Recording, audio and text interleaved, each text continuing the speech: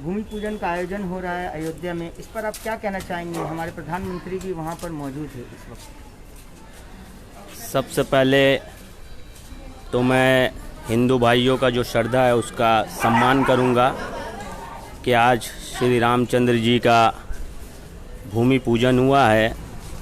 और जहाँ तक के प्रधानमंत्री का बात है, वज़ीर आज़म साहब का, तो वो जब हलफ लेते हैं तो वो उस हलफ में कहते हैं कि मैं भारत के सभी जात मज़हब धर्म के लोग को लेकर चलूँगा।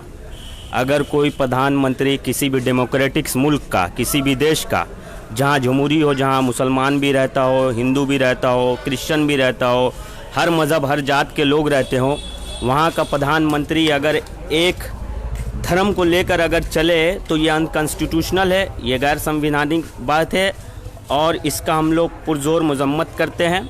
और प्रधानमंत्री हैं तो उनको सबको लेकर चलना चाहिए, सबके साथ चलना चाहिए, चूँकि उनका नारा है सबका साथ सबका विकास। तो प्रधानमंत्री सिर्फ लफ्ज़ों में बात ना करे, वो करके भी उसमें अमली जामा भी पहनाए। चूँकि जब से अभी तक 7 से 8 वर्षों में ये देखा गया कि सबका साथ सबका विकास जो है वो लफ्ज़ों में रह गया, वो एक वर्ड बनकर रह गया। अभी तक प्रधानमंत्री का रवैया से या उनका बॉडी लैंग्वेज से या उनका हरकत से कहीं भी ये नहीं जाहिर होता है कि वो सबका साथ चाहते हैं और सबका विकास चाहते हैं। और आज का जो उनका शमूलियत था, चलिए प्रधानमंत्री का हम लोग इज़्ज़त करते हैं, उनका गरिमा करते हैं उस सीट का, लेकिन आज का जो शमूलियत है उनका ये अनकॉन्स्टिट्यूशनल है और संविधान इस बात का, दस्तूर हिंद इस बात का इजाज़त नहीं देता है। इस वक्त हिंदुस्तान का मुसलमान क्या सोच रहा होगा? देखिए, इस वक्त हिंदुस्तान का मुसलमान काफ़ी नाराज़ भी है और परेशान भी है। हिंदुस्तान का मुसलमान इसलिए नाराज़ नहीं है, परेशान नहीं है कि श्री रामचंद्र जी का वहाँ मंदिर बनने जा रहा है। हम लोग श्री रामचंद्र जी का और हिंदू भाइयों का आस्था का विश्वास करते हैं, उनका कद्र करते हैं, इज़्ज़त करते हैं। लेकिन सुप्रीम कोर्ट पर हम लोग भरोसा करते हैं कि हिंदुस्तान का सबसे ऊंचा ये बॉडी जो है, काउंसिल है सुप्रीम कोर्ट, इसका हम लोग भरोसा करते हैं कि सुप्रीम कोर्ट हर धर्म को देखते हुए फैसला जो है सबका हक में सुनाए। आप आस्था पर बुनियाद पर इस पर आप फैसला नहीं सुना सकते, क्योंकि इसलिए नहीं सुना सकते हैं कि हिंदुस्तान का जो कॉन्स्टिट्यूशन है, जो कानून है, ये कानून बोलता है कि जब तक एविडेंस ना हो, सबूत ना हो, आप इस बुनियाद पर फैसला, सबूत और एविडेंस के बुनियाद पर आप फैसला सुना सकते हैं। पहली बार ये देखा गया है, दुनिया के किसी भी दलिया में, अदालत में ऐसा नहीं देखा गया होगा जहां आस्था के बुनियाद पर फैसला सुनाया गया हो। और फैसला का हम लोग खैर मकदम किए, सभी मिलकर खैर मकदम किए, वेलकम किए।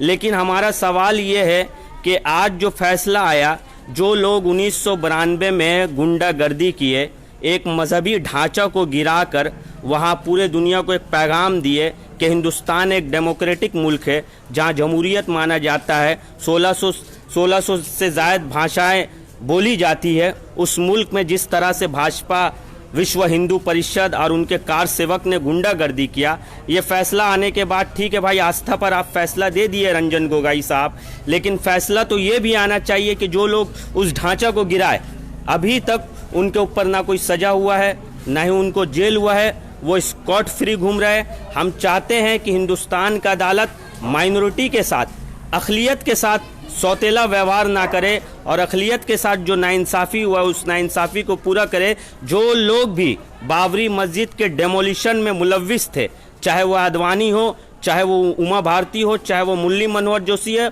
इन सबों को कटघरे में लाकर अदालत जल्द से जल्द इनको सजा दे।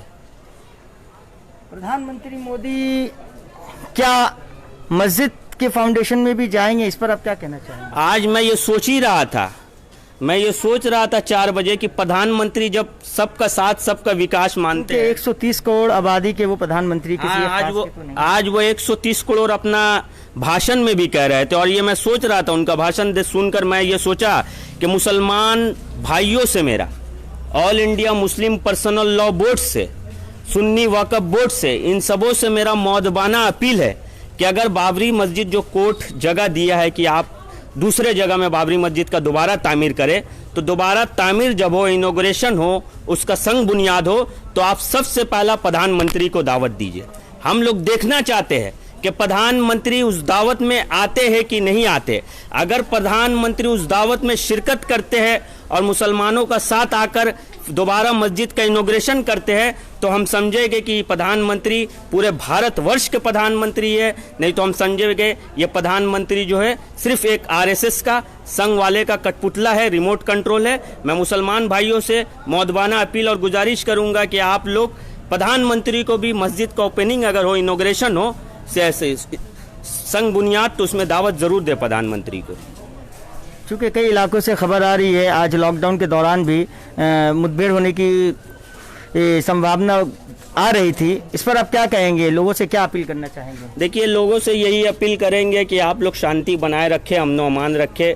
सुप्रीम कोर्ट, चूँकि हम कॉन्स्टिट्यूशन पर भरोसा करते हैं, हिंदुस्तान के संविधान पर भरोसा करते हैं, भीमराव रामजी अंबेडकर के लिखे संविधान दस्तूर पर भरोसा करते हैं, और सुप्रीम कोर्ट जो हमारा आला कोर्ट है इस पर हम लोग भरोसा करते हैं। सुप्रीम कोर्ट का जजमेंट आया है, उनका हम लोग खैर मकदम किए है। और हिंदू मुसलमान भाई गंगा जमनी तहजीब, जैसा हम लोग कहते हैं कि हमारा देश जो है गंगा जमनी तहजीब का देश है, मिलजुल कर हम लोग एक साथ हमेशा रहे हैं और इंशाअल्लाह आइंदा भी रहेंगे। कुछ बलवाई के चक्कर में आकर अमन अमान ख़राब ना करे, फ़िज़ा को ना बिगाड़े, मिलजुल कर रहे। चूँकि कुछ तबके ऐसे हैं समाज में जो चाहते हैं, देखिए जैसा कि आज भाजपा वाले झंडा लेकर डंडा लेकर दौड़ रहे हैं, कहीं पटाखा फोड़ रहे हैं, जबकि इसमें भाजपा का कोई रोल नहीं है। ये सुप्रीम कोर्ट फैसला दिया है कि वहाँ मंदिर दोबारा बनना चाहिए, हिंदू भाइयों का आस्था है, तो हम लोग सुप्रीम कोर्ट का जो जजमेंट को माने हैं। और सुप्रीम कोर्ट अगर ये जजमेंट देता है तो हम लोग उसको भाई वेलकम करते हैं। इसमें भाजपा का कोई रोल नहीं है कि नरेंद्र मोदी साहब जो है जाकर मंदिर बना दिए या उनका उद्घाटन कर दिया। नरेंद्र मोदी को ये क्रेडिट जाता है या आरएसएस को ये क्रेडिट जाता है या शिवसेना को ये क्रेडिट जाता है, किसी को ये क्रेडिट नहीं जाता है। हिंदुस्तान का सुप्रीम कोर्ट एक फैसला किया जिसको 130 करोड़ हिंदुस्तानी ने माना इस फैसले को, और मानकर हम लोग वेलकम किए। और इस फैसले को मानते हुए हम अपील यही करेंगे कि हम लोग अमन अमान रखें, एक साथ मिलकर जैसे हम लोग रहे हैं वैसे ही मिलकर रहेंगे, और आइंदा भी एक दूसरे का जो परेशानी है मिलजुल कर हम लोग हल करेंगे उसको। सेकुलर पार्टियों का स्टैंड पर क्या कहेंगे? देखिए, सेकुलर पार्टी जेपी नारायणन का एक बात हमको याद आ गई अभी। सेकुलर पार्टी में जयप्रकाश नारायण एक बार कहे थे कि तवे में हमेशा रोटी को पलटते रहिए। तो तवे में हमेशा रोटी को पलटते इसलिए कहे थे कि कहीं रोटी ज़्यादा जल जाएगा और कहीं कच्चा रह जाएगा। तो सेकुलर पार्टी का भी यही हाल है। सेकुलर पार्टी को अब एक सबक सिखाने की ज़रूरत है। आज जितने भी हिंदुस्तान में सेकुलर पार्टी है, आप अगर एक तबके का वोट लेते हैं तो उनके लिए काम कीजिए। चूँकि आपको वोट देता है तो काम कीजिए, मज़हब के नाम पर आप वोट मत लीजिए किसी से। मैं तमाम सेकुलर पार्टियों से ये गुजारिश करूँगा, निवेदन करूँगा कि अपना स्टैंड को क्लियर रखिए, स्टैंड क्लियर रखकर काम कीजिए। चूँकि आज का डेट में है, जनता आप पर नज़र रखती है, और अपने स्टैंड क्लियर कर कर काम कीजिए। आप हिंदुओं के लिए भी काम कीजिए, मुसलमानों के लिए भी काम कीजिए, हिंदुस्तान में जितने धर्म के लोग हैं उनके लिए काम कीजिए। शिक्षा, रोज़गार, एजुकेशन, आज कोविड-19 का दौर चल रहा है, सबसे ज़्यादा हम लोग को हेल्थ केयर की ज़रूरत है, अस्पतालों की ज़रूरत है। अस्पताल पर काम कीजिए, एजुकेशन सिस्टम पर काम कीजिए। ये मज़हब के बीजेपी एक गंदा पार्टी, हम लोग जानते हैं कि मज़हब का बुनियाद पर वो काम करता है, लेकिन सेकुलर पार्टी भी अगर ये सब शुरू कर दे तो हिंदुस्तान की खूबसूरती पर, भीमराव रामजी अंबेडकर की संविधान पर, जवाहरलाल नेहरू की खूबसूरत इंडिया पर, बाबाए कौम महात्मा गांधी के आंदोलन पर, जितने भी जंग आज़ादी के मुजाहिद जो हिंदुस्तान की खूबसूरती के लिए, इसके लिए दफ़ा के लिए जो लड़े हैं, उनका तौहीन होगा, उनका अपमान होगा। चूँकि वो चाहते थे कि सब मज़हब को लेकर आगे बढ़ा जाए। सेकुलर पार्टी से भी मैं ये मौदबाना रिक्वेस्ट करूंगा कि गांधी के, नेहरू के, मौलाना के आइडियोलॉजीज़ में, विचारधारा में चले। गॉडसे का विचारधारा जो है उसको ना अपनाए, चूँकि वो गॉडसे जो है उसको हिंदुस्तान के लोग रिजेक्ट कर चुके हैं। एक बार बार एक सवाल आते रहता है कि मुसलमानों को डराकर सेकुलर पार्टी बीजेपी आरएसएस से डराकर वोट लेती हैं। क्या ये सही है कि आज का मुसलमान ये डर कर वोट कर रहा है? नहीं, देखिए, डरने का बात है तो मुसलमान कभी किसी से डरता नहीं है, और ये बेकार बात है कि मुसलमान डर कर वोट दे रहा है। मुसलमान हिंदुस्तान को मोहब्बत करता है, इसे अपना मुल्क मानता है, इससे बेइंतहा मोहब्बत करता है। चूँकि हमने मोहम्मद अली जिन्ना के 2 नेशन थ्योरी को रिजेक्ट किया, we reject the 2 nation theory of Quaid e Azam Mohammad Ali Jinnah. हमने जिन्ना के पाकिस्तान को रिजेक्ट किया, हमने गांधी के हिंदुस्तान को चुना, हमने ख्वाजा मोइनुद्दीन चिश्ती के हिंदुस्तान को चुना, हमने मर्यादा पुरुषोत्तम श्री राम के भारत को चुना। तो हम भारत से मोहब्बत करते हैं, हम डरते नहीं। हम भारत के फलाह बहबूदी चाहते हैं, भारत की तरक्की चाहते हैं, भारत में अमन व अमान चाहते हैं, भारत के लोग के साथ मिलकर हम लोग भारत को एक विश्व गुरु जो कहते हैं सुपर पावर बनाना चाहते हैं। मुसलमान कोई डरता नहीं है किसी से। ये जो है लोग सोचते हैं कि डरा कर इनको वोट दिलवा दिया जाए, ऐसा सोचना बेवकूफ़ी है। आपके ऊपर भरोसा कर एतमाद करके ये माइनॉरिटीज़ जो है वो वोट देते हैं आपको।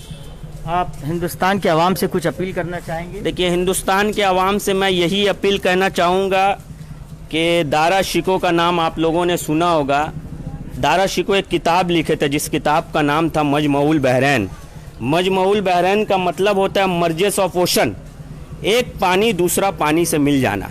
जैसा ठीक गंगा का पानी यमुना से मिलता है, यमुना का पानी दामोदर में, दामोदर का पानी टिस्टा में, टिस्टा का पानी ब्रह्मपुत्र में, ब्रह्मपुत्र का पानी रवि में, रवि का पानी हरमुज में, हरमुज का पानी अटलांटिक में, अटलांटिक का पानी पैसिफिक में।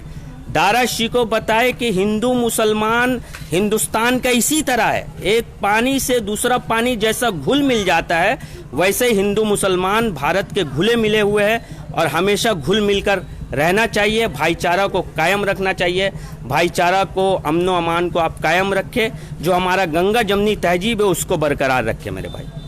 बहुत बहुत शुक्रिया मकसूद साहब हमारे साथ जुड़ने के लिए। शुक्रिया TLJ और द लोकल जर्नलिस्ट और हमारे इकबाल भाई का।